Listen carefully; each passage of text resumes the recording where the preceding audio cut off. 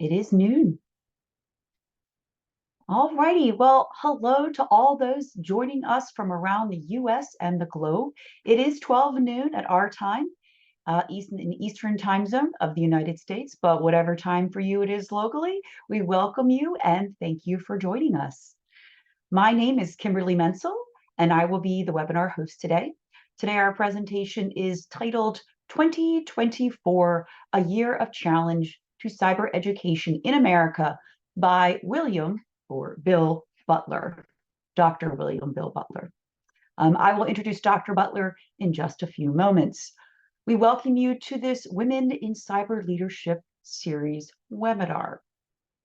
We switch to the next screen, please.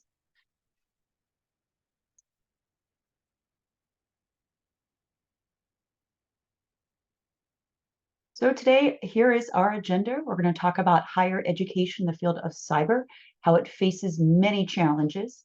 And with these challenges, we continue to grow as our society increasingly relies on the use of technology with the evolution of AI, advancements in machine learning or ML, and the prevalence of cybercrime. The need for these educated professionals in cybersecurity expertise is crucial. So in terms of our agenda, we switch to the next slide. I'll show that to you in a moment.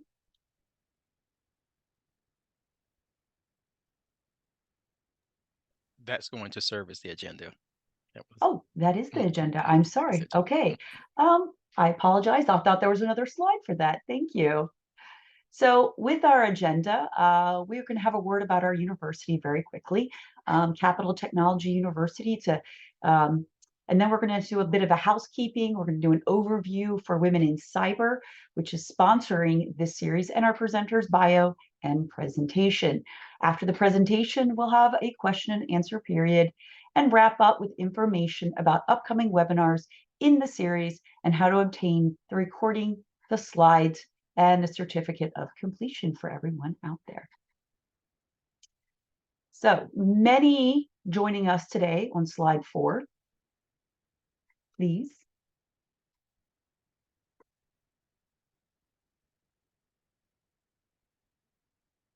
We have a lot of exciting stuff coming in today. So we're going through this. Those slides are not part of this particular slide deck. Oh, cool. All right. See, this is one of those things we talk about technology. Cool. Well, you know what? Let's just go ahead and we'll talk about CapTech a little bit because these are CapTech. Obviously, we're hosting this with in conjunction with CWC. And I know some of you or many of you are familiar with Capital, but if you're joining us for the first time, we just want to give you some quick facts about our university. We are a not-profit, private, accredited university based in Laurel, Maryland, USA, with a global faculty and student body.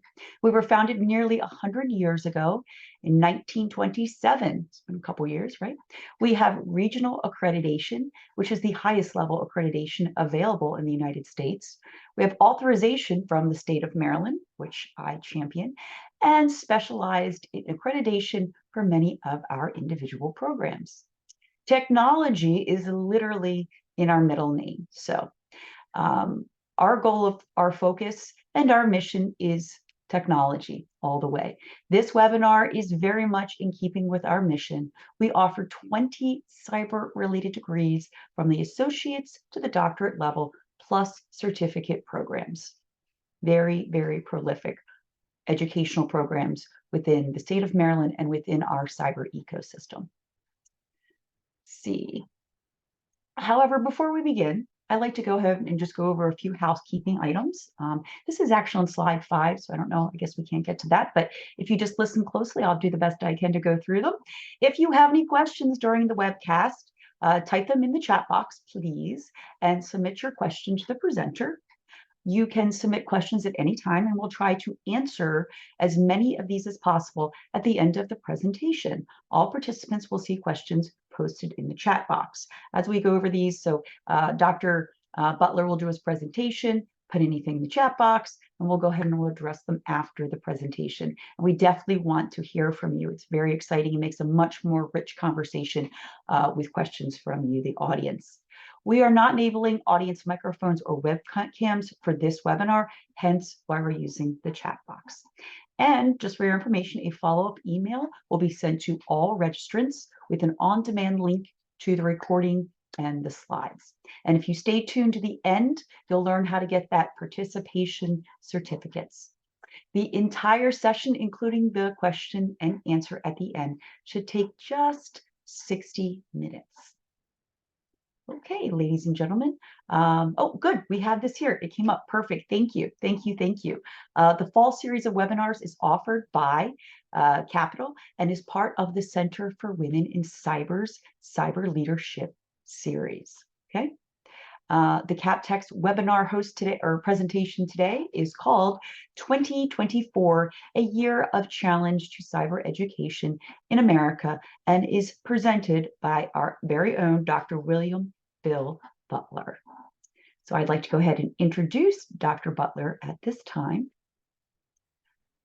Dr. William Bill Butler is Vice President of Academic Affairs at Capital Technology University. Before this appointment in 2021, Dr. Butler served as Cybersecurity Chair at Capital Tech. During his tenure as chair, the university was recognized by SC Media as having the best cybersecurity higher education program in the United States. Dr. Butler was named the best cybersecurity in the US. Earlier in his career, he worked as a network engineer and consultant in the networking and IT industries. Dr. Butler also served as a Joint Qualified Communications Information Systems Officer in the U.S. Marine Corps and retired as a colonel with 30 years of service, active and reserve. He is very active in various working groups, such as the National Institute of Standards and Higher Cloud Computing Security Forum Working Group, which is NIST CCSF-WG, Cloud Security Alliance, CSA, Big Data and Mobile Computing Working Group, and the National CyberWatch Center Curriculum Task Force, and the National Cybersecurity Student Association Advisory Board. Dr. Butler holds degrees from Brenau University, Marine Corps University, U.S. Army War College, National Defense University, University of Maryland, and Capital Technology University. He earned his doctorate in cybersecurity at Capital in 2016, researching consumer countermeasures to illegal cell phone intercept. Dr. Butler, welcome to the Women in Cyber Leadership series. Thank you, Dr. Butler. The floor is yours, sir. Okay, thank you for that warm introduction, Kim. Appreciate that. And I thank the Center for Women in Cyber for inviting me to speak today. And I'll go ahead and share my screen. Okay, again, the agenda today, and as I told Kim earlier, I'm not the expert from out of town with all the answers. I'm here to put some issues on the table, some pressing issues in my mind. I was motivated to do this talk because as an educator, I see a lot of disruptive technologies in our economy that as an educator, I have to be concerned with. Preparing students. I picked 2024 instead of 2023 because we're already in 2023, and hopefully so some of the issues that we have we can address prior to the next academic year, hopefully. And looks like they're cutting the grass outside, so hopefully that's not drowning things out. So I want to get to my first slide. What's affecting our economy? We've already ChatGPT probably woke a lot of us up, although these types of technologies have been out for a while. The company decided to release that product on our economy without a lot of warning, a lot of preparation. So not only educators, but those that are in industry, you are grappling with how do you harness, is it a threat or is it something you can harness to increase productivity and give our economy an edge? Or are your workers afraid that AI is going to walk in and take their jobs? So I just want to open up the dialogue about these types of issues, so we can have these public, in the open conversations about how we're going to, um, how these if these technologies are disruptive, we have to figure out how to lessen the impact. If they are in fact just a productivity tool, then educators should help businesses and government figure out how to harness those new powers, such as we look back at disruptive technologies. Of course, the introduction of the internet, back around the turn of the late years, the early 2000s, 1990s. We saw the internet impact our productivity. I was working at a communications company at the time called Sprint, and the internet made networking cheaper and made it ubiquitous anytime, anywhere. The internet certainly did impact us greatly, and for the betterment of our economy, it helped us to economize what we do at work, made us more efficient, and made us more connective. So there's no question in anybody's mind that the disruption that the internet caused was actually good for our economy and for educators. But we look at other technological advances. Of course, AI and machine learning, we're all talking about it.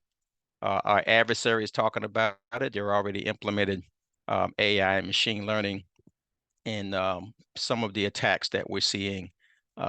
Some of the new techniques that are being used are employing the benefits of artificial intelligence and what it can assist you, or working autonomously from humans. The unintended consequences on our society, we're seeing it in education. Every educational institution in the United States and probably around the world is trying to figure out what's going to be our approach to generative AI products that are already on the street. Our students are already using them. Some faculty are using them. I talked to a lot of faculty over the last couple of weeks about this, and we rate from one spectrum to another as to if we look at it as a productivity tool or as a threat to, not to our very existence, but the way we do things and the way we teach. There are efforts. I had the privilege of helping to write a chapter on fairness and algorithms. Um, as we know, programmers tend to create things in their own image, and we're seeing this in the algorithms that are used to create the foundations of some very critical systems that we use here in our society. We all know about our credit score, but what we may not know is for facial recognition is being heavily used by law enforcement to decide if they're going to arrest an individual or charge an individual. We have lots of examples. I don't have to hit this very hard. I think everyone understands that these algorithms are the way you train it is the way it's going to function, and we have a lot of work to do in this area to make sure that algorithms are fair to all citizens in the United States and any other application that they may have. So that is something that we'll have to continue to have a continuing conversation about, and to make sure that when we finally implement it in a broad manner, such as the way they've done in China, if they don't trust indexes used in China to determine your loyalty to the Communist Party and determines what jobs you get, and if you can even leave your province on travel. United States is not going that far, I don't think, but just an example of how far this can go in your society. So these must be fair implementation of them, so all citizens are treated equally. The evolving global cyber threat, we're still the same cyber threats that drove me into cybersecurity while I was on active duty. They still exist. There are still cyber crime organizations out there whose total purpose is to make money off of your, hopefully, if they can steal your money. That is their total motivation in life. These are corporations. They have CEOs, they have chief financial officers, they have customer service, they have everything any other company will have. They have R&D, and this is certainly continuing to be an evolving threat. and we need to continue to educate students about it takes a network to defeat a network.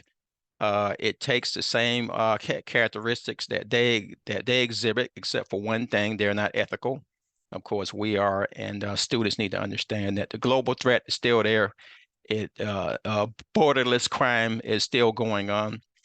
We must continue to engage our partners around the world to combat cybercrime, and especially the large cybercrime organizations that are out there. Supply chain. I think we all kind of witnessed at the end of COVID, there were severe shortages of a lot of things because we just didn't order them during COVID. And as we saw when you tried to order a new automobile, if they didn't have the chips to put in your new Ford F-150, you could buy the F-150 without all the functionality as they had to wait on the chips. So our supply chain, we've been concerned about the supply chain for a long time. COVID-19 basically forced us to face the issue that if you're going to globalize during pandemics, you may not be able to get the basic components and parts that you need to run your own economy. So we've had to make some hard choices in our economy about what we're going to domestically produce. That goes to pharma, being able to assure that the drugs that you're buying off the shelf and from your pharmacy are not counterfeit drugs, but they are actually what's being manufactured by the pharmaceutical. And we've had some blockchain applications there to assure the public that what you're buying is, because that could be a life or death choice in some cases. So these are disrupted. These are disruptions to our economy that, again, we as educators have a responsibility to help the businesses and government address these issues. One of the areas that is a chronic issue, and I went back and looked at the numbers that are kept, that are maintained by Department of Education and others about what our labor market actually looks like from year to year, and what college degrees are actually being produced on an annual basis. And it's pretty clear that we're not producing enough. It's a surprise, right?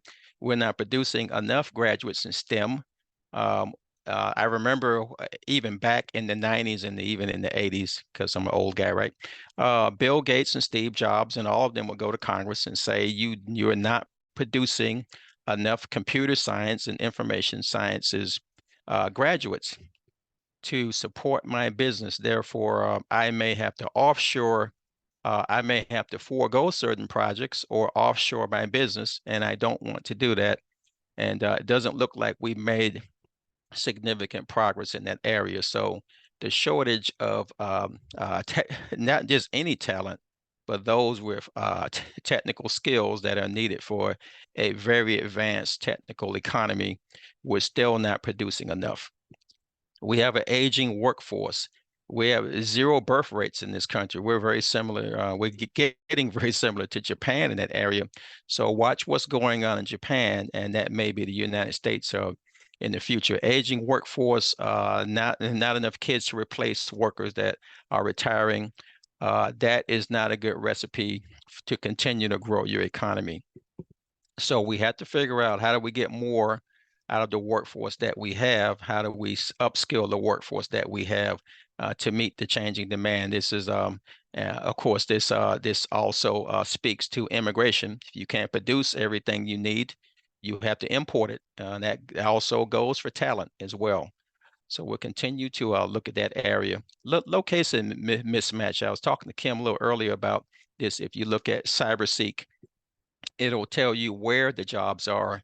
It'll also tell you where the people are that have the requisite skills, such as, let's say, Security Plus, where all the individuals that hold Security Plus are located. It does a very good job of doing that. It also tells you where the jobs are, and it gives you a good picture as to where the mismatch is in terms of the location of qualified workers and the location of the open job positions.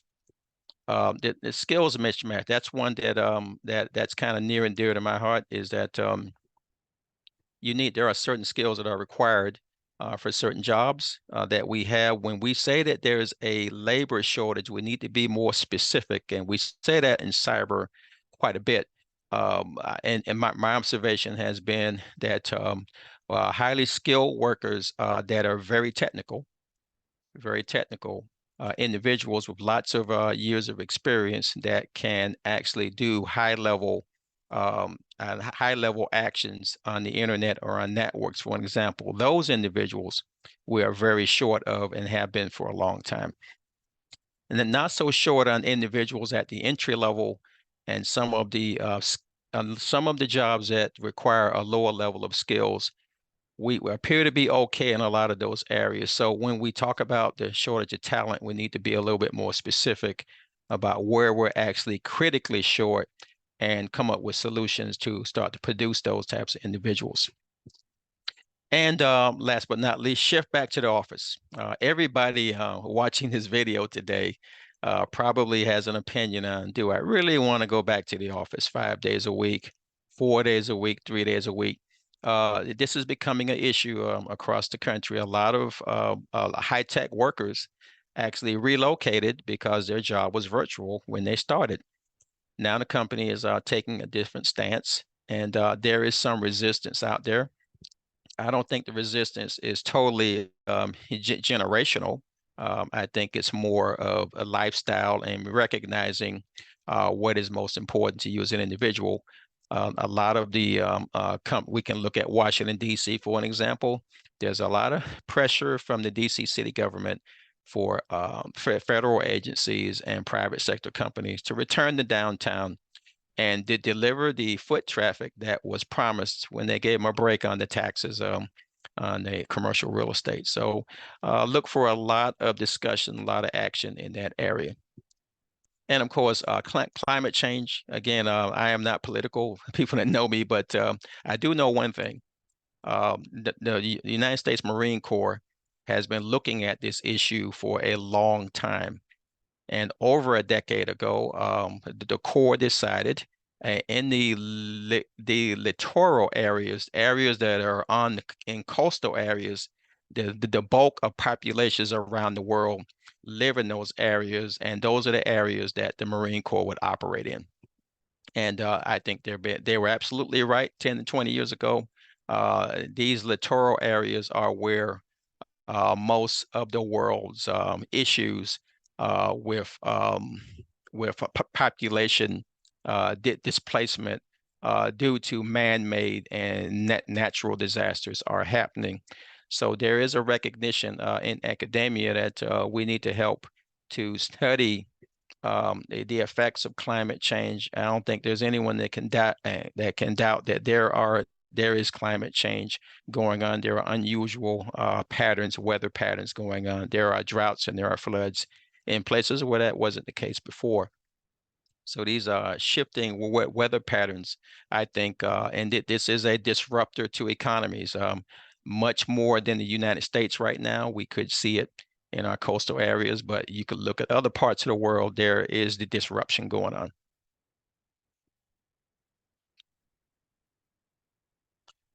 So we look at the technical the disruptors out there.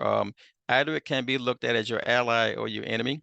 Quantum computing certainly will impact our economy, I think, in some very positive ways, making the processes that we have of machine learning and modeling in a lot of industries. A lot of industries use models, the financial industry, healthcare.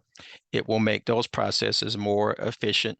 And of course, crypto analysis, being able to create stronger in encryption algorithms to make our defenses stronger.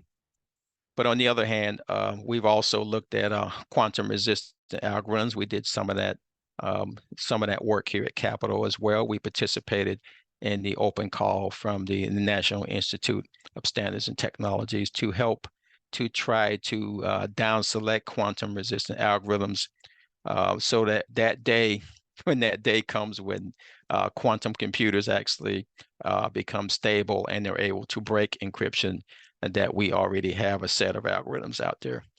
to continue to protect our data. Other disruptors are artificial intelligence. I kind of mentioned that before. There are a lot of academics looking at this area right now, looking at the large language models, the graphical tools, video, audio. There are many in our economy that were already using these types of engines to assist them in their work. One example that I read a lot about was those that code, producing code and verifying code seems to be a growing activity. This sector is actually embracing artificial intelligence to assist them with doing their work, doing it faster and doing it more accurately. So as time goes on, don't be surprised to see other companies and other professions start to adopt the use of this technology in their daily work. I saw one example of one that writes blogs. Individual said that he'd been using ChatGPT for the last 2 or 3 years, actually, and made his job writing blogs a lot easier, a lot faster. So if you haven't, encourage you, if you hadn't already opened an account with one of these tools, that open an account and start to play with it, because you may be surprised how much it can assist you in your daily work. Blockchain technologies. I know the United States Treasury is looking. We eventually will go on digital currency and digital wallets as a country. I don't think it's that far off. So we need to prepare our students to understand how blockchain technologies work, how they can be used to secure those transactions and to secure your currency on a national basis, not just your Bitcoin account and your wallet, but on a daily basis, everything you do in our society. That will be a changer. That'll be a game changer for us, I think. But we also, from a cybersecurity perspective, we know that the North Koreans are very adept at emptying digital wallets. So until we come up with some adequate defenses for that, you won't see us going to a national digital currency anytime soon. The virtual and augmented reality, these technologies have been in use for a while from the military, being used to train pilots. I remember those gunners who fired the TOW missiles back in the day, the anti-tank. They only got to fire one real TOW missile every year, and they look forward to that. All the other firing was in the simulator. And working in the simulator, they got very adept at operating the TOW missile, loading it, aiming it. I'm not a TOW gunner by any stretch, but this is what they told me when I served, that it made them very proficient. And we saw the results of that in the Gulf War, where one tank was able to take out probably 8 to 10 Iraqi tanks in one engagement, because those crews were so adept, having gone through their virtual training and being able to fire their live rounds cost a lot of money, right? So that's the reason virtual and augmented reality for the military, we've been very successful using it. Manufacturing, being the augmented reality, being able to use augmented reality to actually help you determine how often components fail, when they need to be replaced. Technicians can put on their goggles, and their actual tech manual is loaded virtually, so that you don't have to carry around the big tech manual, and you're able to conduct your maintenance and repairs all in that reality. And of course, gaming. I don't game. I'm not a gamer, but I know a lot of people are. And the more real you can make it, those first shooter games, the more fun it's going to be, and being able to virtualize and network individuals together in the same environment. That is a training environment. I look at gaming as training as well. So it has benefited from the early days of what the military has done. an area demonstrating competency. I'm going to talk about this a little more later, but education as an industry, we are going to have to continue to demonstrate our relevance to today's economy and tomorrow's economy, and also to prove what our value is. To you have to continue to convince 18-year-olds that giving 2 to 4 years of their life to educating themselves is going to pay off through their lifetime. I think we have some work to do in that area in general, and one of the ways that we can do that is to educate in such a way that a student will demonstrate competency to perform a task or a group of tasks efficiently and documentable as well. So we have to prove value, the return on investment. Every dollar you put into your tuition, how many dollars will you get back over your career? That's a number we need to calculate, and it is being calculated to show a student, are they getting a real value here by attending this institution or that institution, or should they just go to some sort of training center to pick up skills that they need to get the job today. As educators, we all know we're not just training you for entering into a profession. We give you lifelong skills that you'll need to be successful in your profession. We have declining populations, declining college populations. The first one to alert us was the military.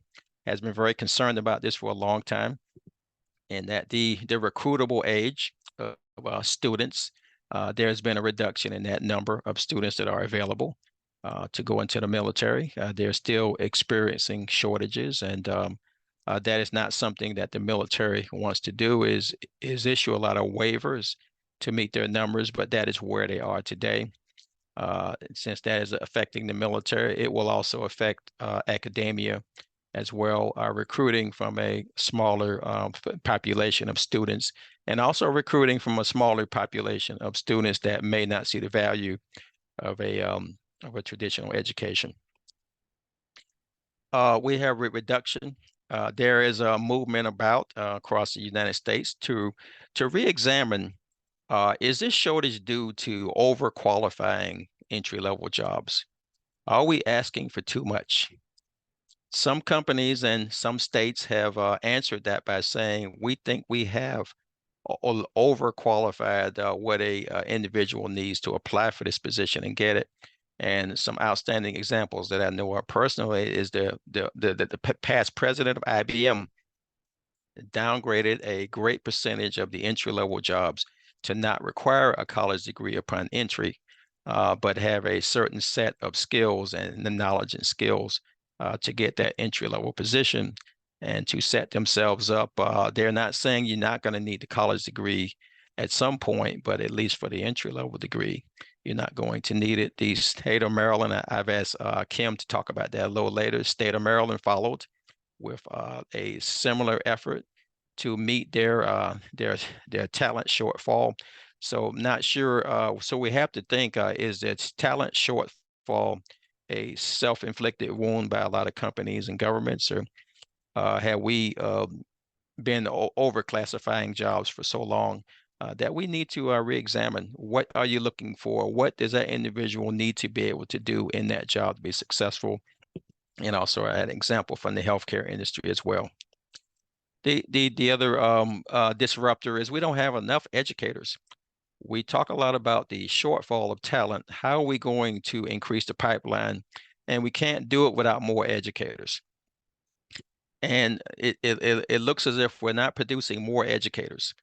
So what we have to do in this area is that we have to create a pipeline of educators at the K-12 level. And we say that because we're understanding now that the earlier we get to our students, the earlier we can influence them as educators to want to go into STEM in critically short areas that we need them to go into. So it's not unusual to hear educators talking about middle school we're finding we thought we found the holy grail with middle schools. Now we're finding that elementary school, certainly sixth grade, we need to train and educate non-STEM teachers. We don't have STEM teachers everywhere, so there are movements afoot to give non-STEM teachers introductions into the STEM areas where we need to identify that sort of talent early on and influence them into going into the areas that are critically short.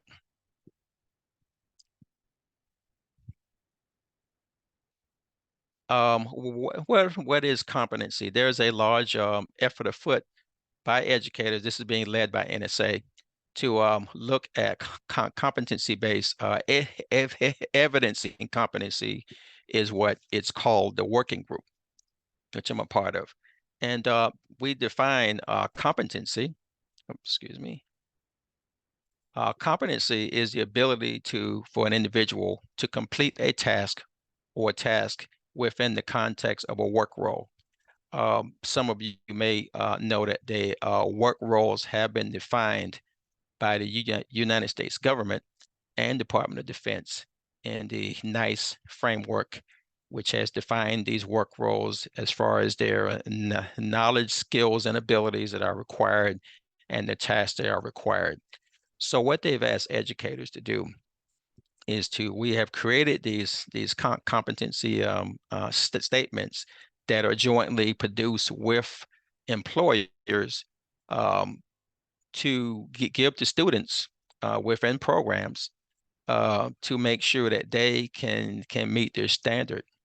And an example of this was an entry-level community college student will troubleshoot system hardware and software that actually a task under a role or specialty in the federal government in the role of a technical support specialist.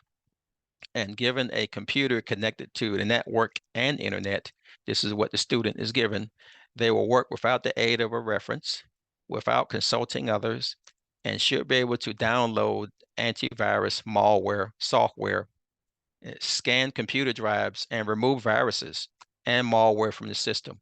So you could actually give this to a student, and they should be able, if they've actually mastered that task, they should be able to perform this task without any issues, get the documentation on their resume that they can perform this task within that actual work role, and be able to demonstrate it to an employer.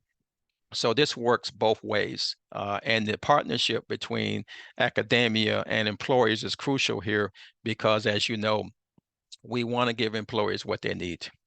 And this is one of the ways that we're going to be able to demonstrate the value of your college education because you learn how to perform these tasks and you can demonstrate it as a student.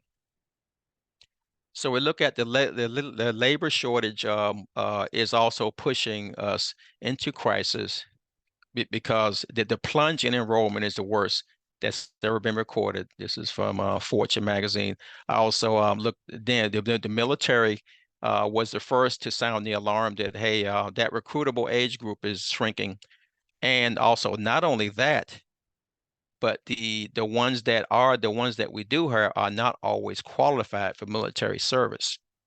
But I think it's the quite opposite for us in STEM because STEM is so diverse and inclusive that individuals that are not required for military service, they are not necessarily considered that way. In STEM, almost anyone can do STEM as long as you're qualified and you can do the work. It doesn't matter what you're if you enable in other ways. We've seen it's opportunity for all when it comes to STEM. So we're not strapped with what we're strapped with is getting enough students, no matter what their diversity is, to go into these fields. And you have to again, there's question the value of the college education versus picking up the expertise that you need for that job. Middle skill labor. where I kind of talked about this a little earlier, especially for the lower skill jobs and the middle skill jobs. We talked about what IBM, when IBM did it, everyone took notice. Wow, if IBM cannot require a college degree, who are we to continue to require college degrees, especially at the entry level or in specialties that don't require that you have that type of broad knowledge, but very specific knowledge that you train to the differences between the objectives of training versus education. Those are taken into account here. Because many jobs required a college degree, millions of Americans were locked out of good paying jobs and careers because they did not possess a college degree.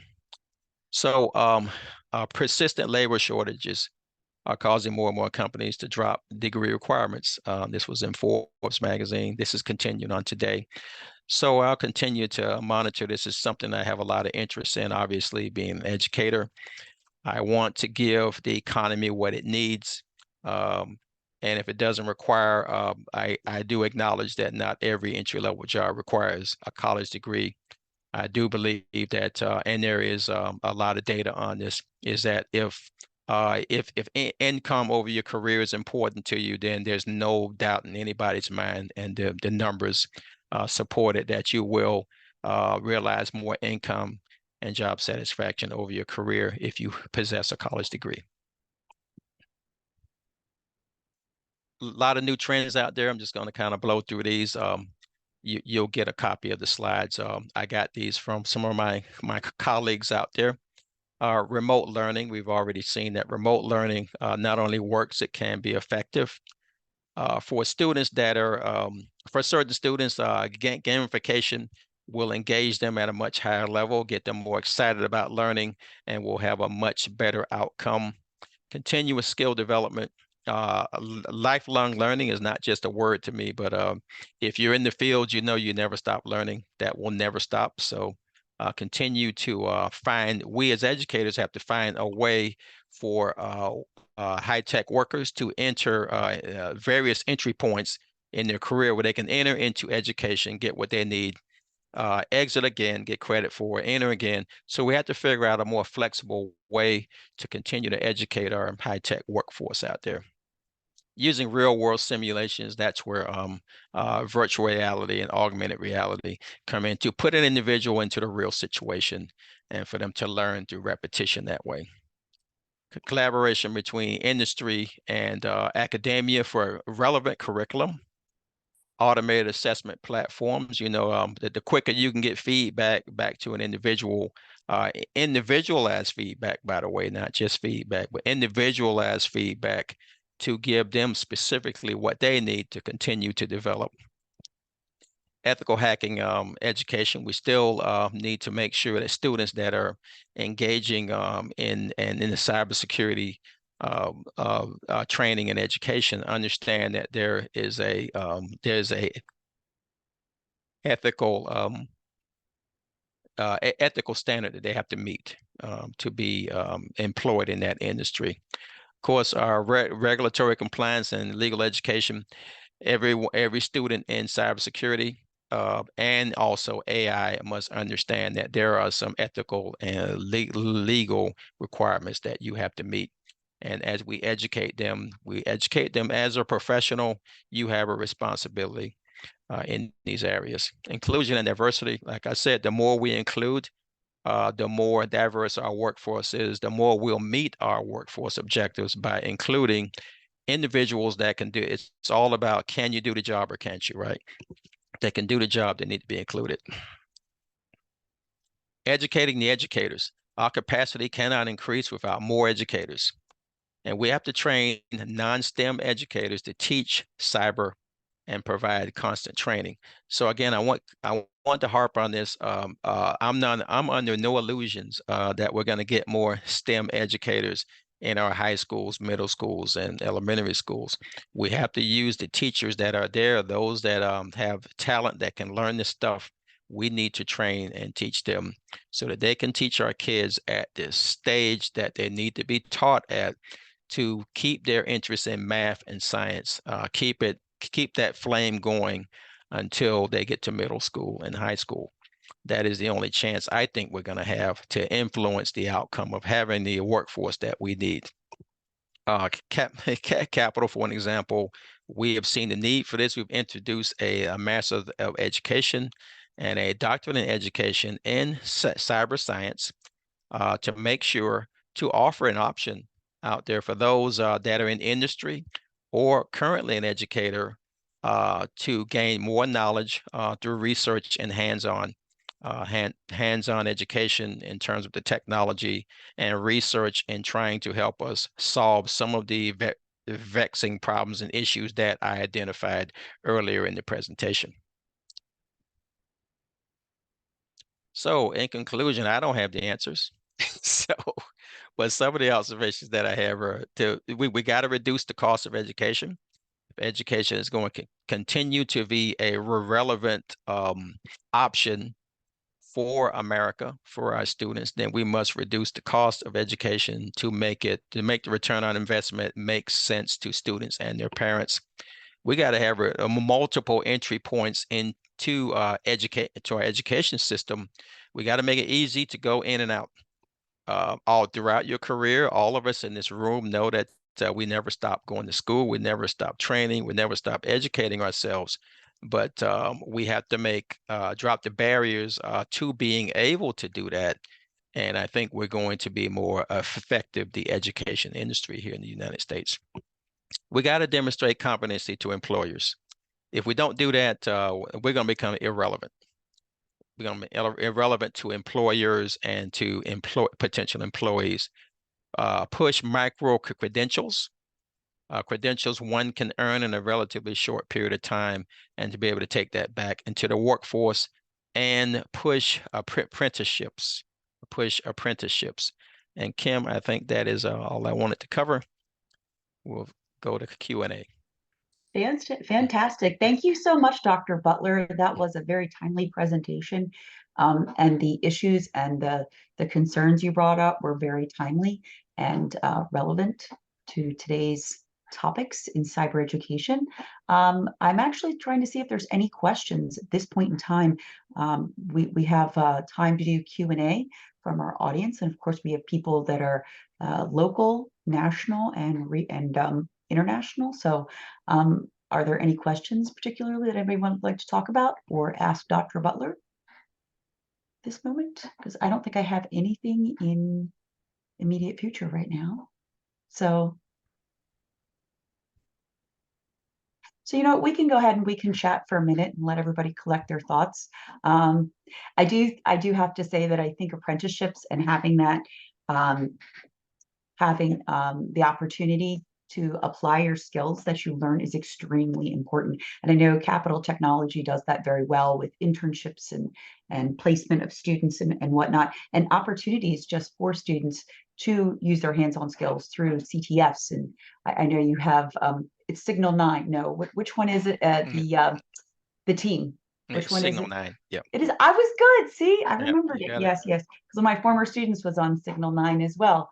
And they are very competitive and they do very well. So giving students those opportunities to utilize their skills is really, really important. And I think Tech does that in a very nice way. We got hands up. Yeah. Oh, we do. Okay, excellent. Let's see. 2 participants raised their hands. Excellent.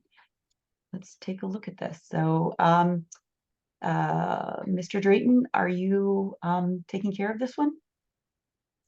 Or I guess it's me. Yes, I've allowed Vicky, the first guest, to be able to ask her question. And you all also feel free to enter any questions you may have into the chat as well. Perfect. Great. Vicky, you are unmuted. Would you like to go ahead? The webinar chat says that the host has disabled attendee chat. Oh, okay. Well, Vicky, you know what? That's a really good point. I'm sure Mr. Drayton will go ahead and take a look at that as we talk about this. So, Vicky, did you have a specific question? Do you mind asking that, or would you rather just put it in the chat? I don't want to give you any pressure. Well, there was something on one of the slides at the very bottom of it about gender gap. And so I was wondering if you could elaborate on that. Yeah. the gender gap and that's part of the reason we started the Center for Women in Cyber is because what I've noticed, and I came in from industry as well, I was kind of shocked, but participation of women in fields like cybersecurity and computer science, it seems to be stuck around the 18 to 22%, except in the healthcare industry. So that is definitely a agenda. Although when women are 52% of college students, they're only 18 to 22% in the STEM fields. So I think that's an area that's ripe for us to increase the numbers in STEM by getting more girls and more women into these fields. I have to Okay. completely agree with that. And having women in this field, I think has been it's actually increasing, I will say. And I think that women, when we were younger, it was more going to the humanities. You know, mathematics isn't really something that women and young ladies and girls and all tend to be, you know, in science, STEM education. But I think that's really flipped, especially in the younger grades. Girls are being exposed to those types of things, especially with the advent of programming being introduced in the younger grades and whatnot. So it's really thrilling to see that, to see women take over or take roles of leadership and just participating in this industry. Sure. Hey, Vicky, did that answer your question? Yes, I think it did. I got to thank you on the Okay.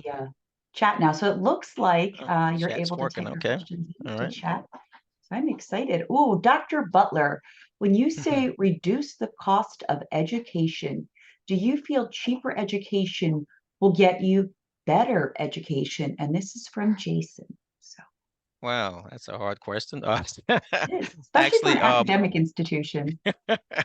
what we mean by got to make education cheaper. I think there are some things that we can do that would be transparent to students that could reduce the cost of education. And we're talking about using open educational resources, for an example.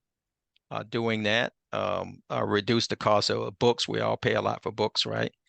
Um, just other things that we can do behind the scenes to at least arrest the rise in tuition.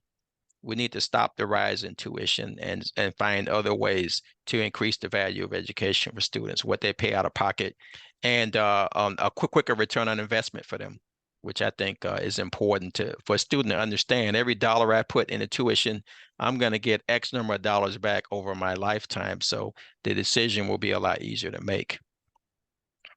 Excellent, excellent. Yes, very good point. Excellent. So we have another question up. It is from another participant, and it says, why is the supply-demand dynamics not working when it comes to STEM skill shortage? And he would like your thoughts on that, Dr. Butler.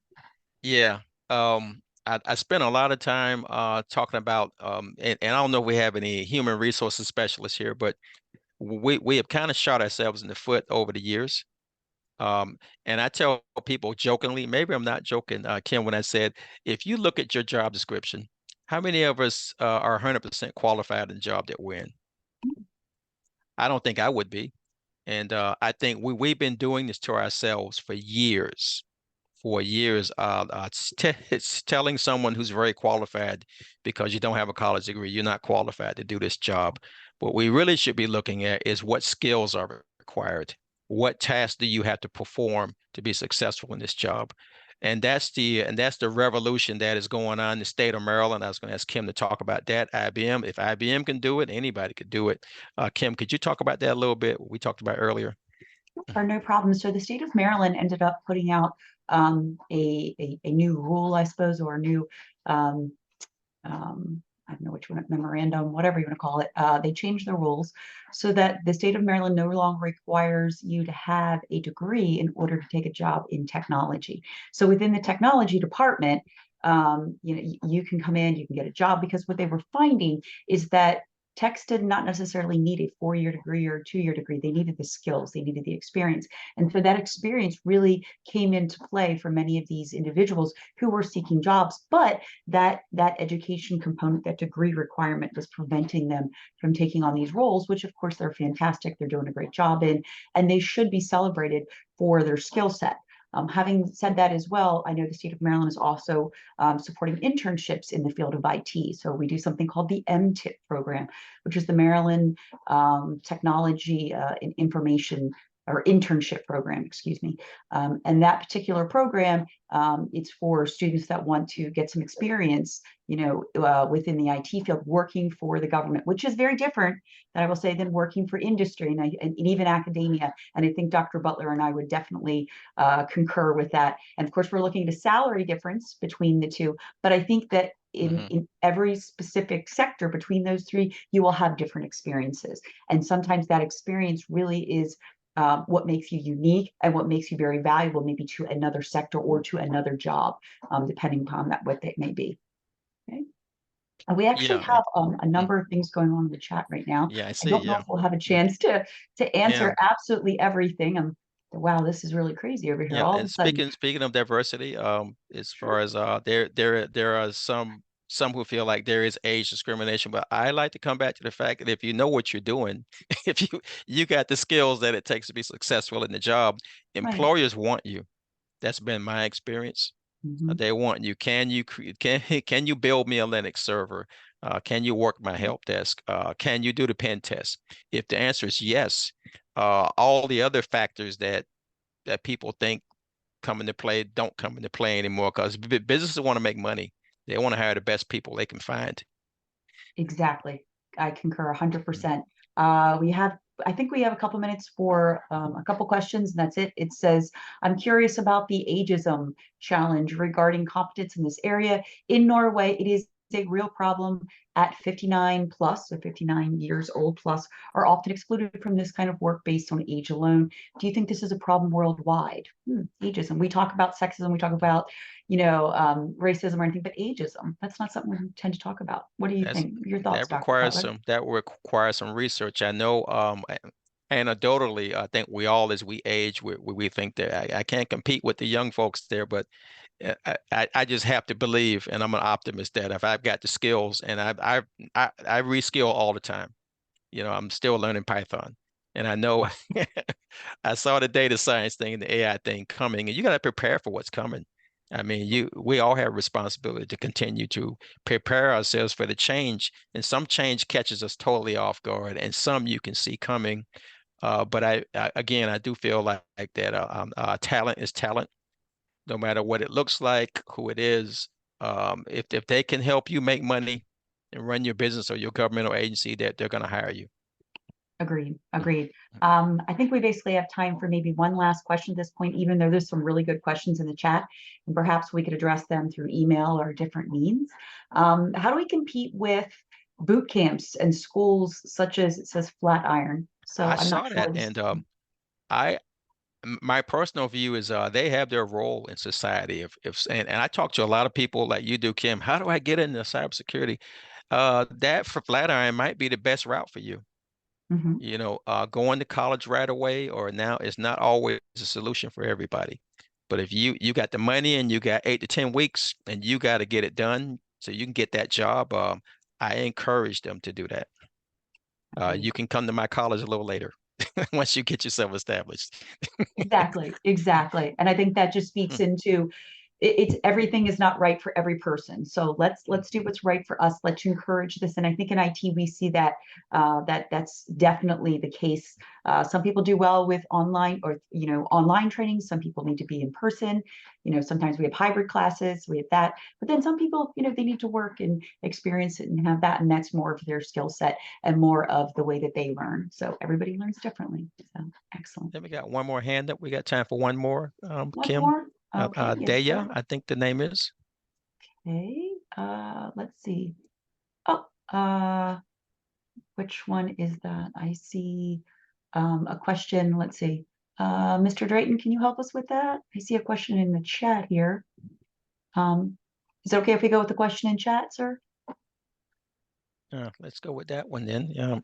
Okay. I don't know how to get there. Yeah, he would have to get her. Okay. He could give her a mic. Yeah.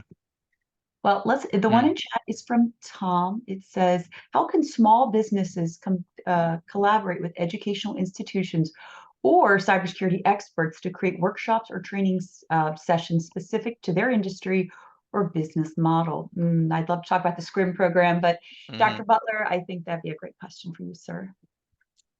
Okay. As I said before, the point I was trying to make, but there's got to be multiple entry points into education. That kind of speaks back to that is we have to individuals have to feel like when I need to upskill or I need to change the trajectory of my career, we need to make it easy for you to enter back into the education system or into the training system that we have built here, so you can pick up what you need to meet your objectives. Because when people ask me, how do I do anything? I say, well, what do you want to, where you want to be 5 years? I throw it back at them. And once I get an answer from them, then that helps me to determine what I advise them to do. But there is everybody's got a different path. Everybody's got a different path. And Kim and I can't give you some cookie cutter answer because it's not a cookie cutter answer. Everybody's path has been different that I've dealt with. Excellent. Yes, sir. I completely agree. And Dia said, no, she doesn't have a question, but she said boot camps can help you determine if this field is for you.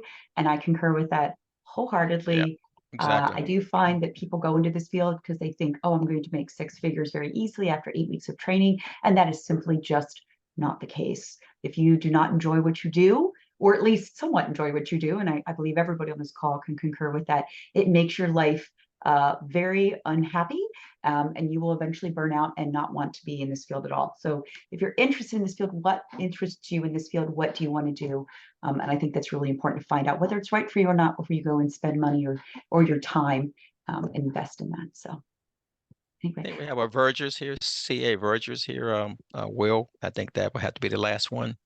I do, yes, Yes, sir. they have And I the realize it's a little after 1 o'clock. We apologize. Yep, it We is had one. such good Yeah. questions.